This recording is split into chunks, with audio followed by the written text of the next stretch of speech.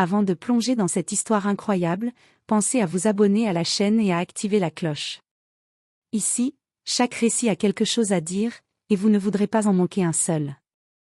Le restaurant était calme, à peine perturbé par le cliquetis discret des couverts sur la porcelaine.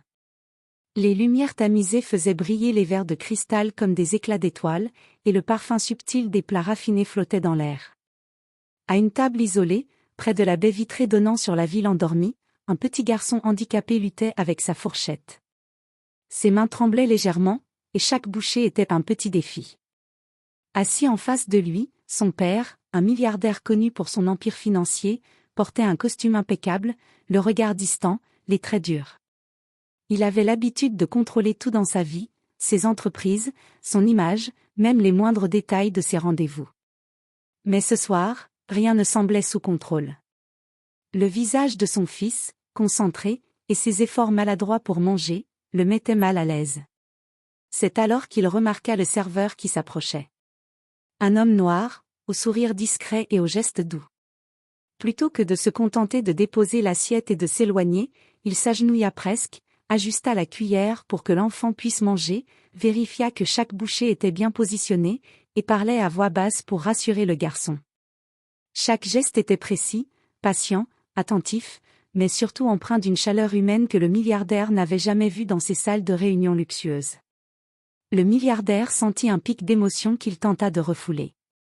Comment un simple serveur pouvait-il posséder autant de dignité et d'attention? Il observa la scène, hypnotisé par la patience et la douceur de l'homme. Le garçon souriait maintenant, encouragé, mangeant enfin sans frustration. Puis, dans un élan qu'il n'avait jamais connu, le père se leva. Chaque pas vers le serveur semblait ralentir le temps. Il posa une main sur son épaule, et d'une voix qui tremblait à peine, il murmura. « Merci, pour tout ce que vous faites pour mon fils. » Le serveur releva les yeux et répondit simplement, avec ce calme qui résonna comme une vérité brute. « C'est un honneur, monsieur. Chaque enfant mérite de se sentir soutenu. » À cet instant, le milliardaire sentit une fissure dans le mur de froideur qu'il avait construit autour de son cœur. Il réalisa que tout l'argent, tout le pouvoir du monde ne valait rien comparé à cette humanité simple, pure et authentique. Ce geste, invisible aux yeux de la plupart des clients, allait bouleverser sa vie.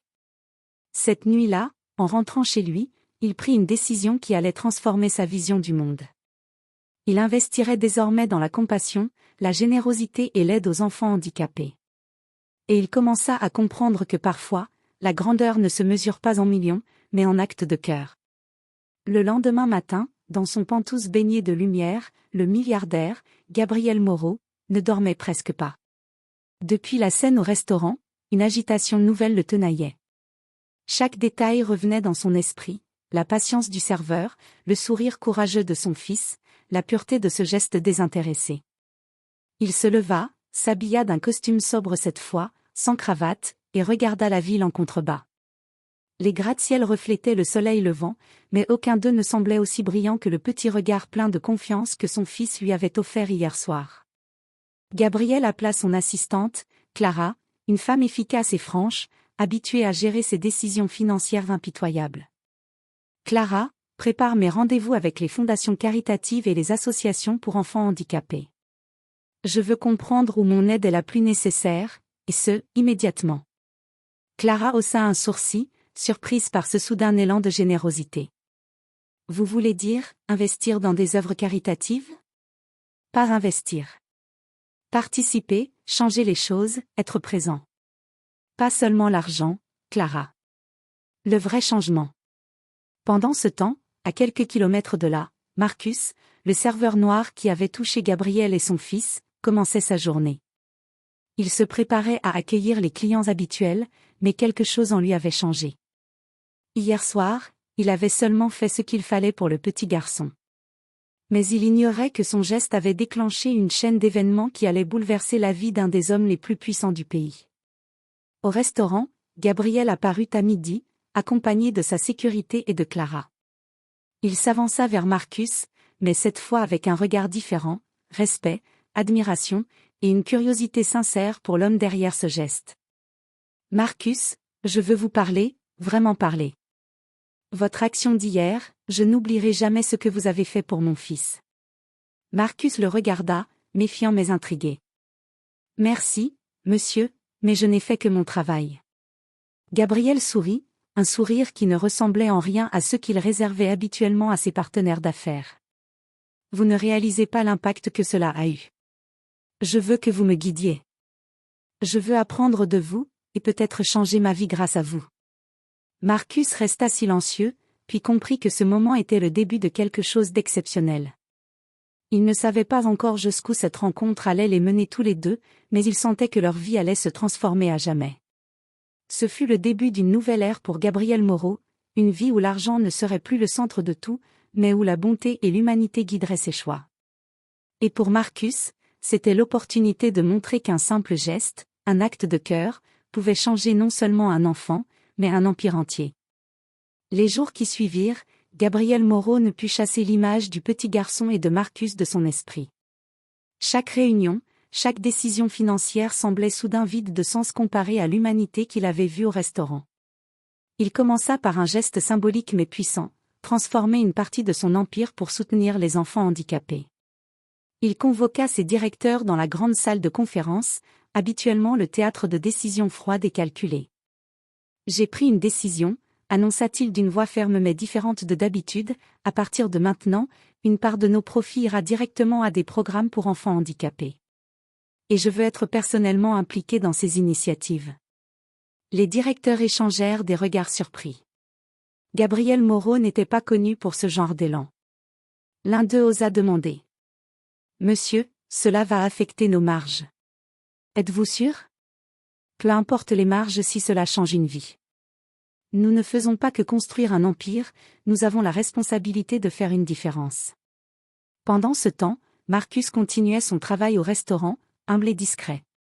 Il ne savait pas encore que Gabriel allait revenir le voir pour lui proposer un rôle plus important. Mais dès le lendemain, le milliardaire fit son apparition, accompagné cette fois de son fils, souriant, et de Clara.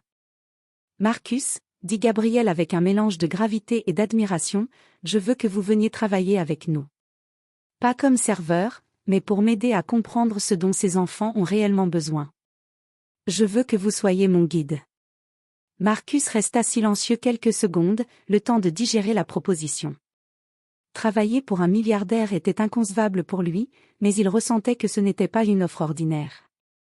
C'était une chance de changer des vies, de donner une voix à ceux qu'on ignorait souvent.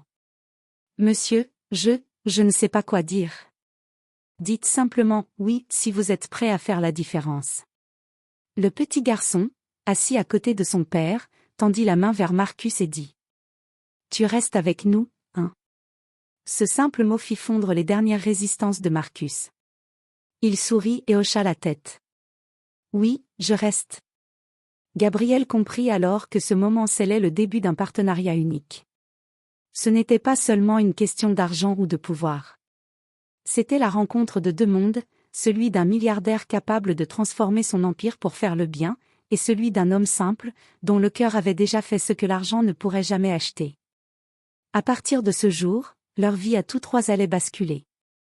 Gabriel allait découvrir que la vraie richesse réside dans la bonté, Marcus allait comprendre que même un geste humble peut ouvrir des portes insoupçonnées, et le petit garçon allait grandir entouré de personnes qu'il aimait pour ce qu'il était, et non pour ce qu'il représentait. Gabriel et Marcus s'étaient rapidement lancés dans leur projet commun. Le milliardaire avait mobilisé ses équipes, ses contacts et ses ressources, tandis que Marcus apportait son expérience directe du terrain, sa connaissance des enfants handicapés et de leurs besoins.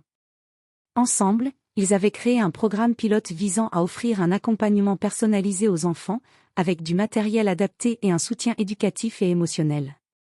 Mais très vite, ils se heurtèrent à la réalité. La première réunion avec les responsables de certaines associations caritatives fut un choc pour Gabriel. « Monsieur Moreau, » dit l'une des coordinatrices, sceptique, « vous ne pouvez pas simplement arriver avec de l'argent et croire que tout va changer. Ces enfants ont besoin de constance, de confiance, et ce n'est pas une question de marketing ou de donations ponctuelles. » Gabriel acquiesça, un peu surpris par la franchise. Il réalisa que ses habitudes de dirigeant d'entreprise ne suffiraient pas ici. Ce n'était pas une négociation ou une acquisition qu'il menait. C'était de la vie humaine, fragile et complexe. Marcus, lui, restait calme. Il avait prévu cette réaction. Nous ne sommes pas ici pour imposer quoi que ce soit, expliqua-t-il. Nous voulons apprendre, comprendre et construire avec vous, pas à votre place. Malgré cette approche humble, certains collaborateurs étaient encore réticents. Certains doutaient de la sincérité de Gabriel, pensant qu'il s'agissait d'une opération pour améliorer son image publique. D'autres craignaient que Marcus, bien que compétent, ne puisse naviguer dans un environnement dominé par l'argent et le pouvoir. Mais Gabriel était déterminé. Chaque soir, il repensait à son fils au restaurant, à ce geste simple mais puissant de Marcus, et à ce sourire qu'aucune richesse ne pourrait acheter. Il sut alors qu'il ne pouvait pas abandonner. Quelques semaines plus tard, ils organisèrent le premier atelier pilote pour les enfants. Marcus montrait comment interagir avec eux, les encourager et les soutenir dans leurs tâches quotidiennes. Gabriel observait, parfois maladroitement, mais avec une attention sincère, apprenant à écouter, à comprendre et à accompagner. Le petit garçon de Gabriel, qui assistait aux premières séances, rayonnait de bonheur.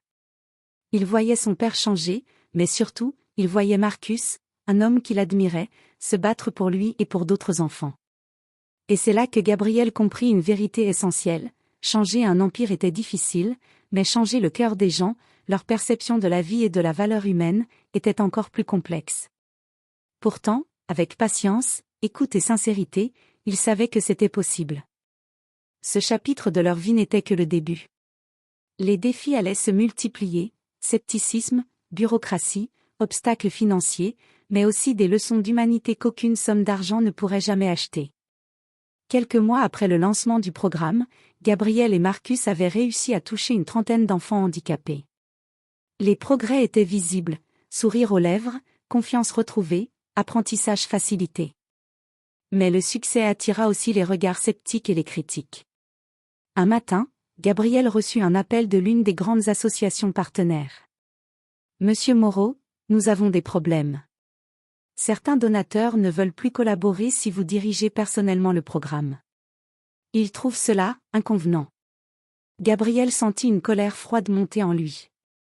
Inconvenant, pensait-il. Aider des enfants serait inconvenant pour eux? Marcus, à ses côtés, posa une main sur son épaule. Ne laissez pas la colère vous guider. On savait que ça ne serait pas facile. Mais ce n'est pas une raison pour abandonner. Le lendemain, Gabriel et Marcus se rendirent à une réunion décisive avec les principaux donateurs. La salle était froide, les regards durs et pleins de jugement. L'un des hommes, un financier influent, lança: « Monsieur Moreau, tout cela est bien, mais n'êtes-vous pas en train de transformer votre philanthropie en projet personnel? Ce n'est pas professionnel. » Gabriel prit une profonde inspiration, regarda son fils assis à côté, et répondit calmement mais avec force: « Ce n'est pas un projet professionnel. C'est une question de cœur. Et s'il faut choisir entre préserver l'image d'un milliardaire et aider des enfants à vivre mieux, le choix est fait. » Un silence tomba. Les donateurs, surpris par la sincérité et la détermination de Gabriel, échangèrent des regards gênés. Pour la première fois, l'argent semblait impuissant face à la conviction et à la vérité. Après la réunion, Marcus et Gabriel sortirent dans le parc adjacent. Le fils de Gabriel courait vers eux, riant aux éclats, tenant dans ses mains un dessin qu'il avait fait pour le programme. « Papa, regarde. C'est toi et Marcus en super-héros. » Gabriel sentit son cœur se serrer. Ses sourires, ses gestes innocents, valaient plus que toutes les fortunes du monde. Il savait désormais que chaque obstacle, chaque critique, n'était qu'une étape sur le chemin pour faire réellement la différence. Marcus, observant la scène, sourit à son tour. Il savait que la bataille pour changer les mentalités serait longue et difficile, mais avec Gabriel à ses côtés, et le petit garçon comme inspiration, il se sentait prêt à affronter tout ce qui viendrait. Cette épreuve leur avait montré une chose essentielle: la vraie force ne réside pas dans l'argent ou le pouvoir, mais dans la conviction, la patience et la capacité à rester fidèle à ses valeurs, même face à l'opposition. Et c'est ainsi que leur mission commença réellement. Un après-midi ensoleillé, alors que le programme se déroulait normalement dans le centre, une mauvaise nouvelle arriva: l'un des principaux sponsors venait de retirer son financement. La raison: préoccupations budgétaires et incertitudes sur la gestion directe par Gabriel Moreau. Gabriel sentit une vague de frustration monter en lui. Après tout le travail accompli, après tous les progrès visibles chez les enfants, un simple retrait de fonds pouvait tout faire vaciller. Marcus posa une main ferme sur son épaule. Gabriel, tu sais ce que cela signifie. Mais ça ne veut pas dire que tout est perdu. Les enfants n'ont pas besoin de sponsors pour avancer, ils ont besoin de nous. Gabriel inspira profondément. Il savait que Marcus avait raison, mais il était difficile d'accepter l'idée que l'argent, si indispensable à la logistique du programme, puisse disparaître du jour au lendemain. Le petit garçon, assis à côté de lui, leva les yeux et dit avec innocence. « Papa, on peut quand même continuer, non ? Avec Marcus, ça ira. » Ces mots simples, prononcés avec confiance et douceur, frappèrent Gabriel au cœur. L'argent n'était rien face à la volonté et à l'amour. Il regarda Marcus, qui acquiesça silencieusement. Ensemble, ils allaient trouver une solution. Gabriel prit alors une décision audacieuse, il mobiliserait personnellement ses propres ressources pour assurer la continuité immédiate du programme. Il fit appel à son équipe pour réallouer les fonds, optimiser le budget et s'assurer que chaque enfant continuerait à bénéficier de l'accompagnement dont il avait besoin. Dans les jours qui suivirent, Gabriel, Marcus et le petit garçon travaillèrent côte à côte pour renforcer le programme, recruter de nouveaux partenaires, et prouver que leur projet n'était pas fragile, mais solide par sa sincérité et son engagement. Cette épreuve renforça également les liens entre eux. Le fils de Gabriel voyait son père changer non seulement en tant qu'homme d'affaires, mais en tant que parent attentif et juste. Marcus comprit que, malgré la puissance de l'argent, ce qui importait réellement était la constance et la passion pour une cause. Gabriel comprit alors que chaque obstacle était une leçon, la vraie force réside dans la persévérance, dans le courage de continuer malgré les imprévus, et dans le choix de ne jamais abandonner ceux qui comptent le plus. Et c'est ainsi que, face à la première tempête, le trio sortit plus uni et déterminé que jamais, prêt à transformer non seulement le programme, mais toute leur vision de la vie et de la réussite. Quelques semaines après la crise du financement, le programme de Gabriel et Marcus commença à attirer l'attention des médias locaux.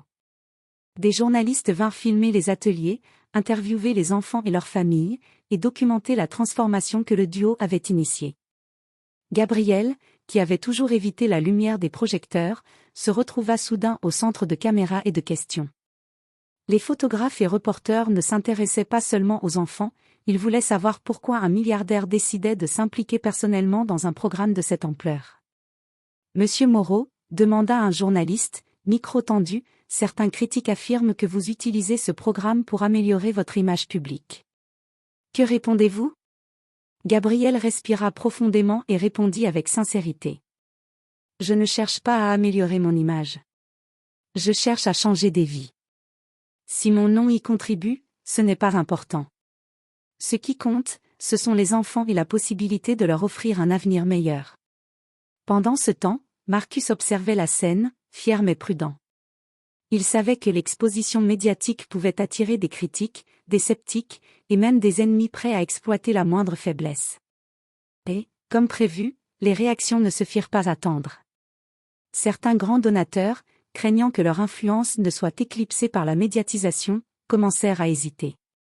D'autres entreprises firent savoir qu'elles ne souhaitaient pas s'associer à un projet aussi visible et risqué pour leur image. Mais Gabriel et Marcus restèrent concentrés.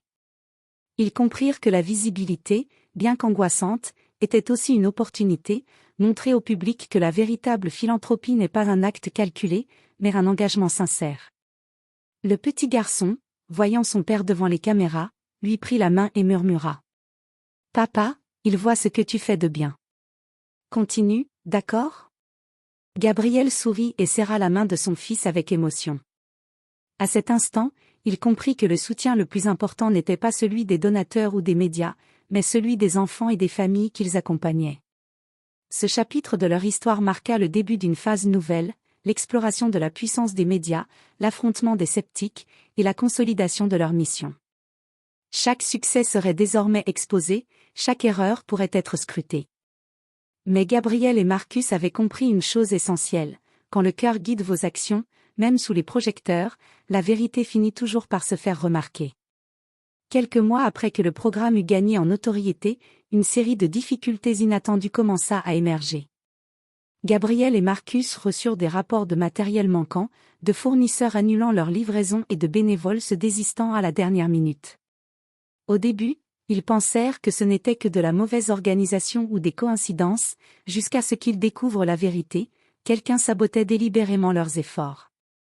Un soir, après une journée épuisante à réorganiser les ateliers, Gabriel et Marcus reçurent un appel anonyme. « Vous croyez vraiment que vous pouvez changer les choses à vous deux seuls ?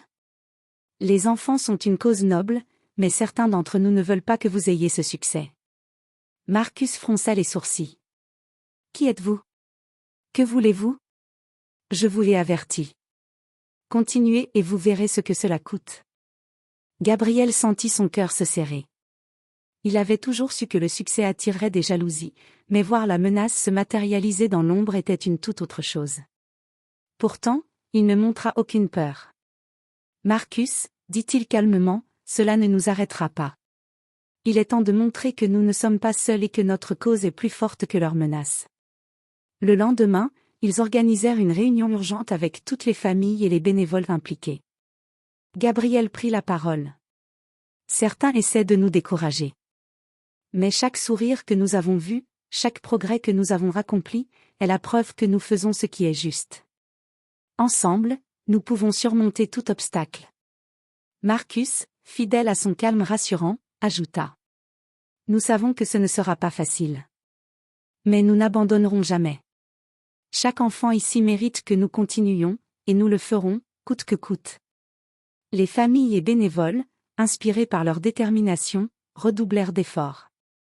Le petit garçon, qui avait observé les adultes avec inquiétude, se précipita vers Gabriel et dit. « Papa, on peut le faire.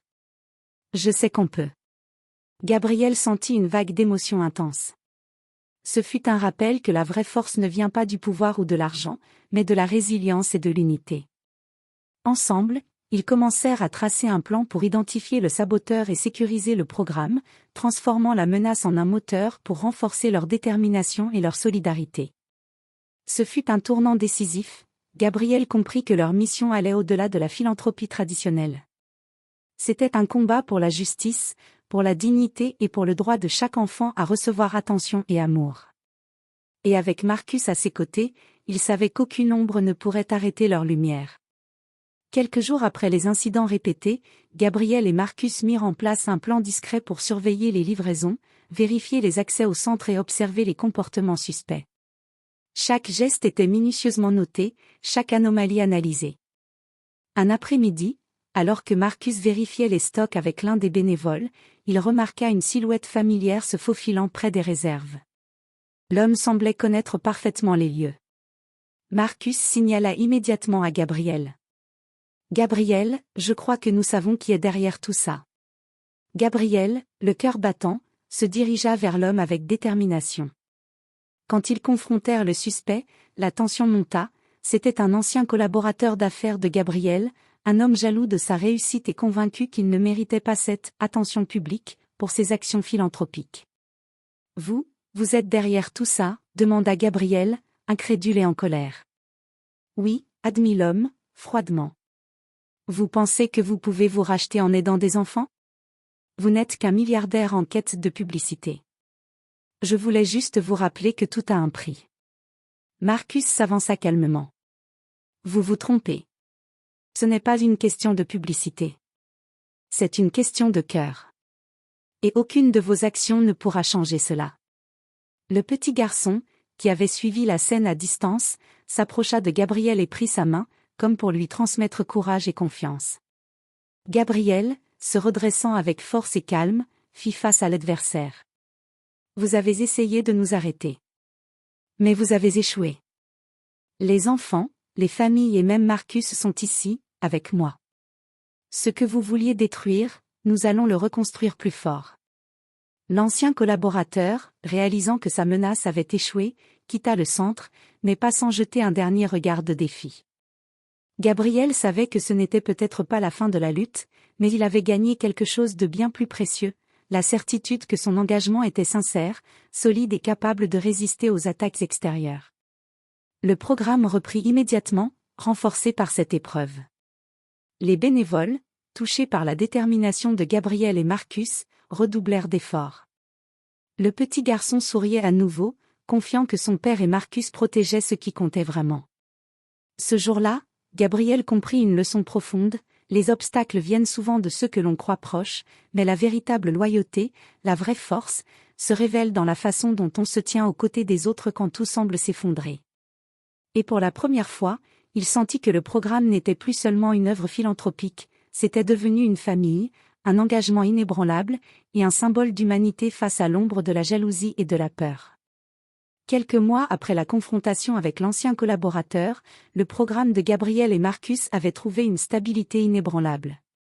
Les ateliers se multipliaient, de nouvelles familles rejoignaient l'initiative, et même certains anciens sceptiques reconnaissaient l'efficacité et la sincérité de leur travail. Un matin, Gabriel reçut un appel inattendu d'une grande chaîne de télévision nationale. « Monsieur Moreau, vos actions inspirent des centaines de familles. Nous aimerions réaliser un reportage pour montrer l'impact de votre programme. » Gabriel hésita un instant. La médiatisation n'avait jamais été son objectif. Mais il comprit que cette visibilité pouvait changer encore plus de vies. Il accepta. Le jour du tournage, le petit garçon, rayonnant, guidait les caméras à travers les ateliers. Il montrait les enfants en train d'apprendre, de jouer et de progresser, et expliquait avec fierté ce que Marcus et Gabriel faisaient pour eux. Gabriel, observant la scène, sentit une émotion profonde l'envahir. Il se tourna vers Marcus. « Tu vois ça, Marcus ? Tout cela, c'est grâce à toi. » Marcus secoua la tête, sourire discret aux lèvres. « Non, Gabriel. C'est grâce à vous qui avez choisi de changer. Moi, je ne fais que montrer le chemin. » Puis une des mères, touchée aux larmes, s'approcha et dit: « Monsieur Moreau, je n'oublierai jamais ce que vous avez fait pour mon fils.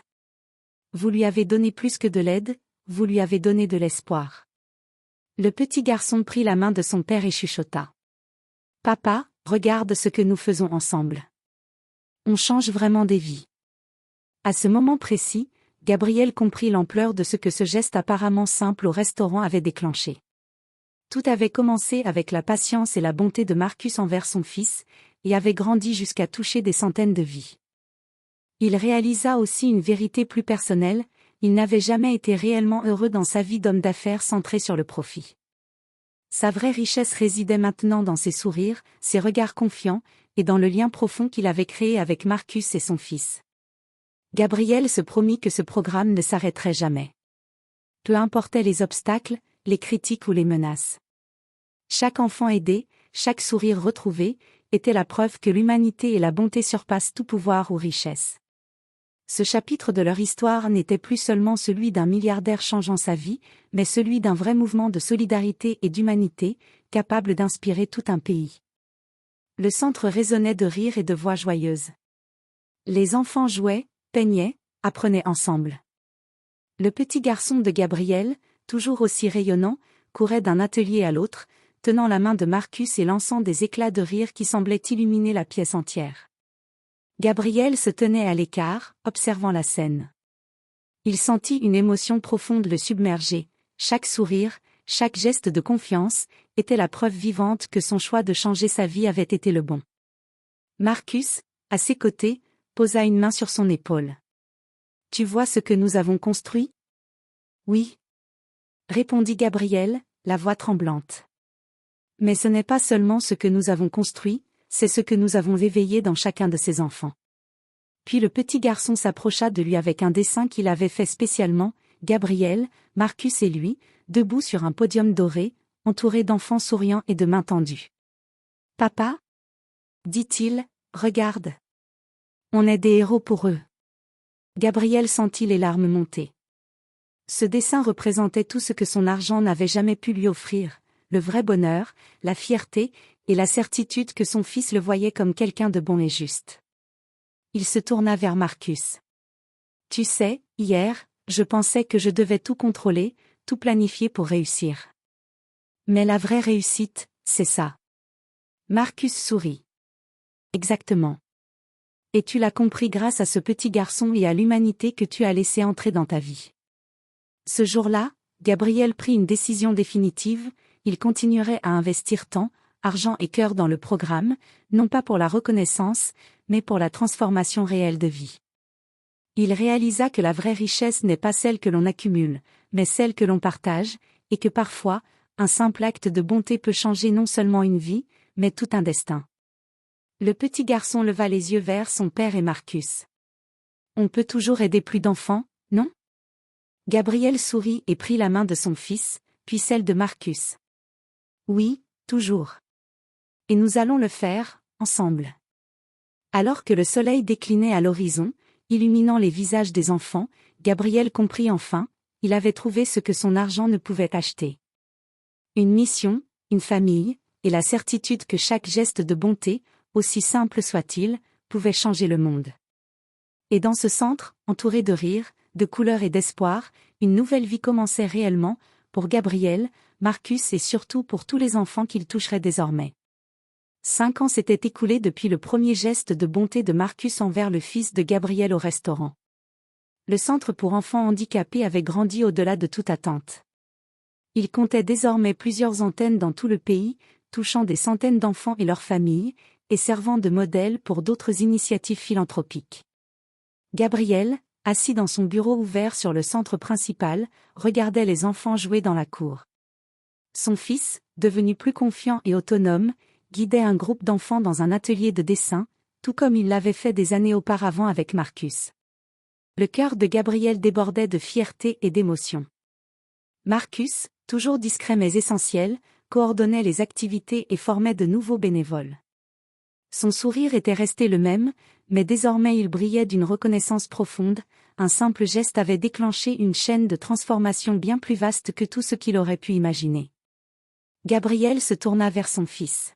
« Tu vois tout ça? C'est grâce à toi et à ta curiosité de vouloir apprendre et partager. » Le garçon sourit et répondit. « Non, papa, c'est grâce à toi et à Marcus. Vous nous avez montré que chaque enfant peut être un héros à sa manière. » Gabriel réalisa alors que le véritable héritage qu'il laissait à son fils n'était pas l'argent ni le pouvoir, mais la compassion, la résilience et le courage de faire le bien. Le soleil se couchait sur le centre, illuminant les rires des enfants et la chaleur humaine qui remplissait les lieux. Gabriel sentit une paix qu'il n'avait jamais connue dans toutes ses transactions financières ou ses conquêtes professionnelles. Il comprit enfin, la vraie richesse ne se mesure pas en millions, mais en vies transformées, en sourires éveillés et en espoirs semés. Et ainsi, ce qui avait commencé comme un simple geste de bonté dans un restaurant s'était transformé en un mouvement durable, prouvant que la générosité et l'humanité peuvent changer des vies, et même tout un monde. Gabriel, Marcus et son fils restèrent côte à côte, regardant les enfants jouer. Un simple regard échangé suffisait pour comprendre que, désormais, ils formaient une famille unie par le cœur, la mission et l'espoir. La vie avait changé, pour eux et pour tous ceux qu'ils avaient touchés. Et ce changement, ils savaient qu'il continuerait, génération après génération.